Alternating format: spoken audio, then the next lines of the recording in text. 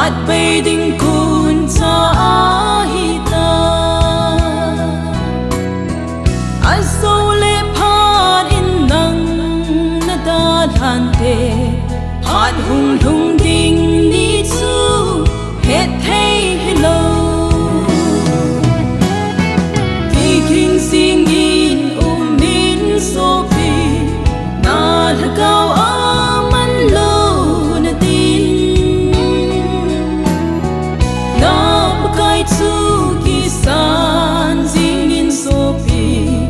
hatin inna ko ve na bagay sin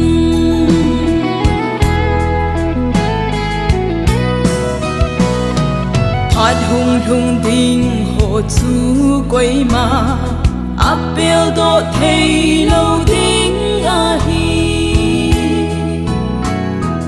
nai hin kho chu i pi ham ki gelin na hin kho chu pa ka sa tin pita ki king singin umin so pi na lagaw aman lo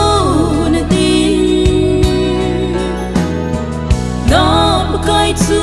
kisan zingin sopi hatin inna ko ve na bagay sin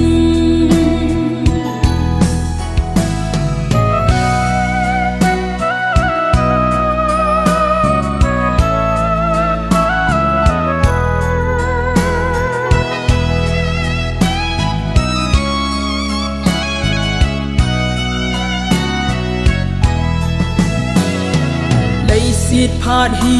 hung bay ta le ta la hi khan na te so pi ki kung pan tan pa kai lam to ding in pa kai hung na ding su